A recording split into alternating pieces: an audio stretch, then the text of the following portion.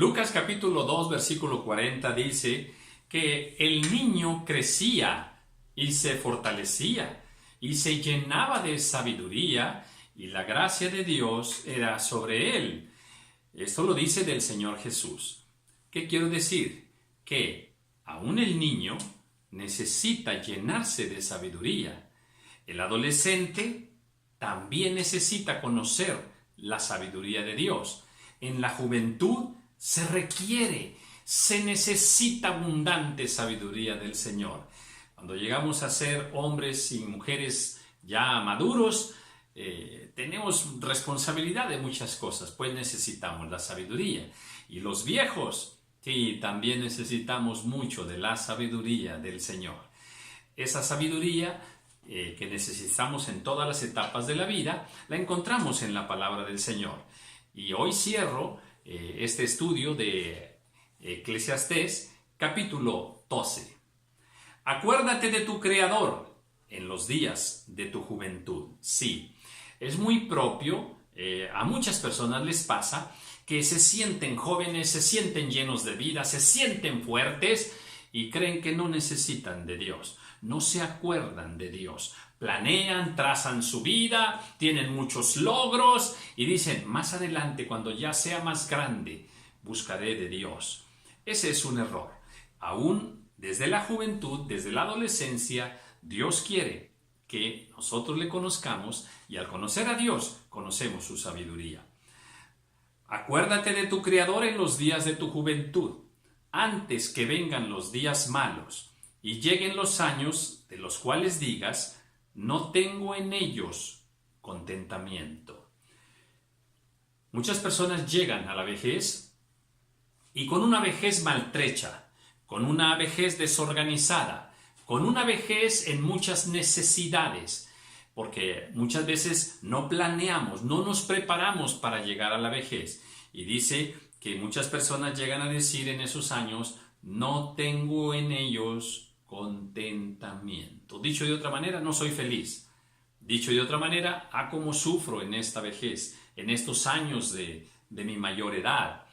Pero eso nos ocurre si nosotros no planeamos en la sabiduría de Dios nuestra vida. Antes que se oscurezca el sol. Sí, el sol nos da luz, nos ilumina y nos da calor.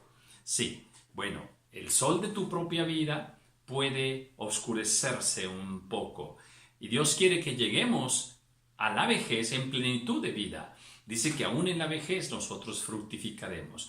¿De qué nos está hablando aquí? De que no nos descuidemos en nuestra adolescencia, ni en nuestra juventud, ni en nuestra etapa de madurez. No. Dios quiere que a través de todos los años nosotros vayamos encontrando la forma correcta de vivir, la forma más sabia de relacionarnos con los demás, de organizar nuestra vida en hábitos y costumbres, para que al final nosotros, por ejemplo, si nos hemos alimentado bien, si no hemos maltratado nuestro cuerpo, por ejemplo, son así rápidamente dos ejemplos, no vayamos a sufrir malas consecuencias al final, ¿verdad? Luego dice, y la luz y la luna y las estrellas, y vuelvan las nubes tras la lluvia. Dios, qué tremendo es si al final muchas cosas ya no están con nosotros. Ya, aplíquese a amistades, aplíquese a fuerzas, a salud, a dinero, que ya no estén con nosotros al final. Entonces la vida se hace pesada. Dice, y las nubes vuelvan tras la lluvia. O sea, nos acaba de llover y ahí vienen las nubes otra vez. O sea, otra tormenta. O sea, otra preocupación. A muchas personas así les pasa en su vida al llegar a la vejez, a los años finales. Cuando temblarán los guardas de la casa. ¿Por qué temblarán los guardas de la casa? Simplemente porque ya no se sienten tan seguros ni tan fuertes como en la juventud. Sí, el guarda de la casa muchas veces fuimos nosotros, ¿verdad? El hombre fuerte de la casa, por ejemplo, la mujer fuerte que estaba ahí apoyando a sus hijos y demás. Bueno, esas fuerzas se van terminando y entonces al final ya no hay mucha seguridad y mucha fuerza. Entonces, cuidemos que nuestra fuerza desde ahorita sea en el Señor, nuestra seguridad esté en el Señor. Y se encorvarán los hombres fuertes, proceso natural de la vida. Tendremos que encorvarnos, tenemos que arrugarnos, tenemos que envejecer. No peleemos con eso, no discutamos con eso, no nos atormentemos porque poco a poco ya no escuchamos igual, ya no miramos igual, ya no somos tan ágiles como antes. Respetemos el proceso natural de la vida. Y cesarán las muelas porque han disminuido, y se oscurecerán los que miran por las ventanas. Sí, aquí nos habla de que aún la vista, ¿verdad? Se cansará. Mira, yo uso lentes y pues en mi juventud no los usaba, ¿verdad? ¿Por qué? Porque ahora me es necesario. Entonces, a cuidarnos y a entender que este es el proceso natural de la vida. Dios así lo ha establecido. Y las puertas de afuera se cerrarán por lo bajo del ruido de la muela, cuando se levantará a la voz del ave, y todas las hijas del canto serán abatidas. Aquí dice muchas cosas hermosas. De entrada, ¿verdad? Dice que las hijas del canto serán abatidas. Tremendo. Sí. ¿Cuáles son las hijas del canto? Cuando hay canto hay alegría. Cuando hay canto hay regocijo, hay abrazos, hay banquete, en fin. Bueno, estas hijas que produce el canto finalmente serán abatidas. O sea, que para muchos al final la vida será muy pesada y ya no habrá incluso razones para cantar. Dios no quiere que sea así. Lo que Dios quiere es que si nosotros llenamos de sabiduría y aplicamos todos estos consejos que hemos visto desde el capítulo 1 hasta hoy, que es el capítulo 12, van a ser de bendición nuestros días finales. Entonces, bien, luego dice, antes que la cadena de plata se quiebre y se rompa el cuenco de oro y el cántaro se quiebre junto a la fuente y la rueda sea rota sobre el pozo. Bien, todas estas cosas ocurren. Aún el oro, en este caso dice, podrá romperse. Sí, por mucho que brilló nuestra vida, si nosotros no nos llenamos de sabiduría, entonces el cuenco de oro podrá romperse. La cadena de plata también se quebrará. Y fíjese que son metales preciosos, ¿verdad? Pero también se habla del hilo de plata, que es el hilo de la vida. Cuando el hilo de plata se rompe, es que la vida termina. Luego tenemos aquí que dice, y el cántaro se quiebre junto a la fuente y la rueda sea rota sobre el pozo. Sí, las cosas en su uso natural, el cántaro, la rueda, para lo que se usen, al final se van desgastando y al final pues van a quebrarse. Eso es normal. Dice, cuando también temerán de lo que es alto y habrá terrores en el camino, y florecerá el almendro y la langosta será una carga. Y luego dice, y se perderá el apetito porque el hombre va a su morada eterna. O sea, todo esto ya son avisos de que el tiempo se está acercando. Dice que se pierde el apetito. De hecho, hay una frase muy coloquial, ¿verdad? Cuando la persona estaba enferma, pero ya empieza a comer otra vez, mira, ya empezó a comer, ya la libró, ya pasó, ¿verdad? Sí, la pérdida del apetito nos habla de un estado tanto emocional como físico que nos muestra que hay ahí pesares, que hay ahí enfermedades, que el cuerpo no está funcionando bien. Dice, y habrá terrores en el camino y se temerá lo que es alto. Sí, terrores en el camino, o sea, uno ve hacia el futuro, ay, ¿cómo le voy a hacer con esto? Y los recibos, y sí, poco a poco me voy quedando solo, ¿y dónde voy a vivir al final? Y, en fin, terrores en el camino. Parece que la vida se está poniendo muy difícil ahora, hay una crisis económica y entonces empiezan los terrores en el camino.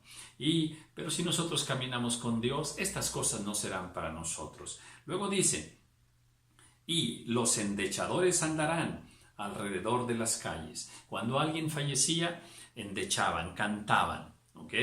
Entonces, si ya se están acercando los endechadores por ahí alrededor de nuestra vida, significa que debemos seguir preparándonos, que debemos nosotros cerrar el ciclo de nuestra vida de una manera gloriosa. Eso es lo que el Señor quiere.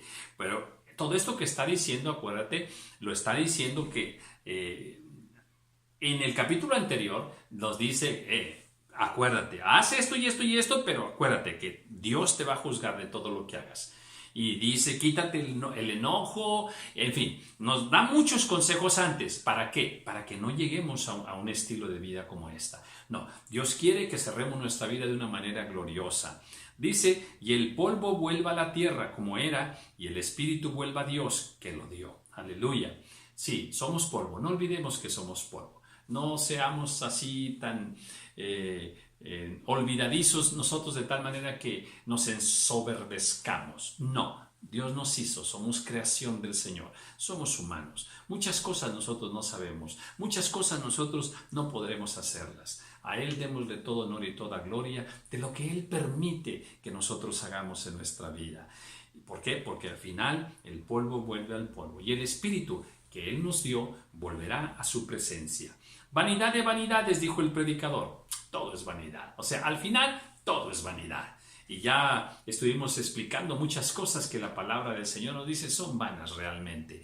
Dedícate más que nada a conocer a Dios, a servir a Dios, a vivir para Dios, a llenarte de la sabiduría de la palabra del Señor y con ella vivir cada día. Entonces tendremos una vida exitosa. Y cuanto más sabio fue el predicador, tanto más enseñó sabiduría al pueblo. O sea, llénate de sabiduría y enséñala a tus hijos, enséñala a tus amigos, a tus compañeros, a tus familiares, enséñala a tus nietos, enseña la sabiduría del Señor. No la ocultemos, es para bendición de todos. E hizo escuchar, e hizo escudriñar y compuso muchos proverbios. Sí, hazte escuchar. Y enseña a los que están a tu alrededor a escudriñar la vida, a escudriñar las obras de Dios, los principios de Dios, los conceptos de Dios, las enseñanzas sabias del Señor. Luego cierra y dice, y las palabras de los sabios son como aguijones y como clavos hincados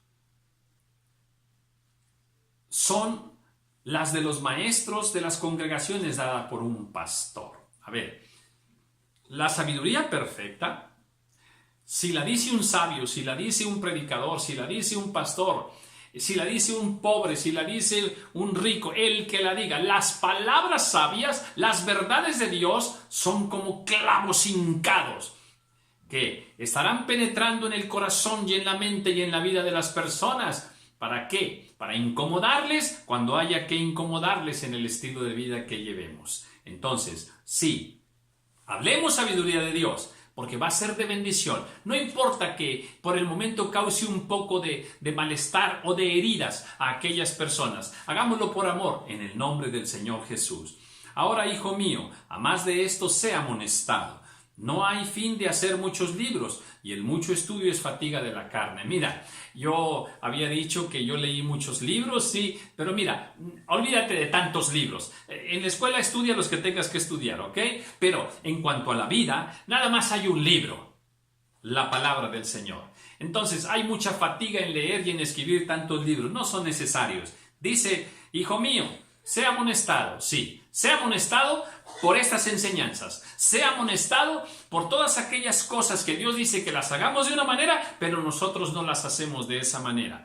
El mundo nos enseña de una manera, la ciencia, los expertos nos enseñan de una manera y nosotros no debemos creerles del todo. Todo aquello que la ciencia diga que sea de acuerdo a la palabra de Dios, es de Dios. Todo aquello que la ciencia diga y se opone a la palabra de Dios, eso no es de Dios y no debemos creerle a la ciencia en ello.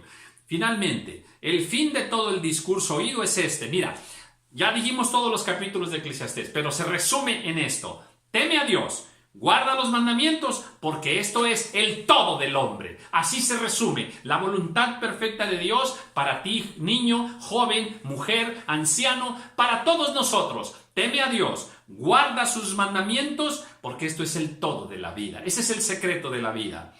Porque Dios traerá toda obra a juicio juntamente con toda cosa encubierta, sea buena o sea mala. Si nuestra vida la inclinamos por amor al Señor, por temor a Dios, hacia el bien, tendremos grande recompensa. Pero si nuestra vida la encaminamos hacia lo malo, hacia lo que no es de Dios, entonces sufriremos, pasaremos muchas angustias. Dios no quiere eso. Dios quiere darnos una vida victoriosa, una vida de gozo, una vida de alegría, una vida de sabiduría. Dios te bendiga.